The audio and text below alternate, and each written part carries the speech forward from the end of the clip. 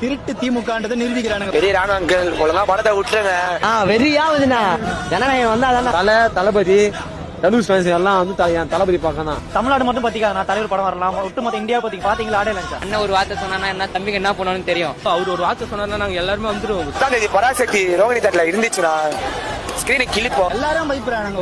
ஒரு மனுஷனா பார்த்து உலகமே பயப்படுது. எல்லா அரசியல்வாதியும் பயப்படுறாங்க. ஒட்டா பசங்க எல்லாரும் காலி பண்ண மாதிரி விஜய் காலி பண்ணணும் உலகத்தில் நடக்காது. என்ன நினைச்சாலும் நம்ம வந்து ஸ்டாப் பண்ண முடியாது. படத்தை விட்டா நல்லது. தமிழ்நாடு நல்லா இருக்கும். தளபதினா தளபதி இன்னும் அதிகமாகும்.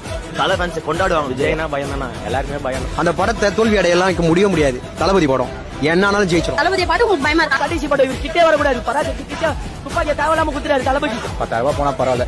தளபதி 2026 சிஎம் கன்ஃபார்ம். கான்பிடண்டா இருங்க சார். வெற்றி நிச்சயம் சார். நன்றி வணக்கங்க சார்.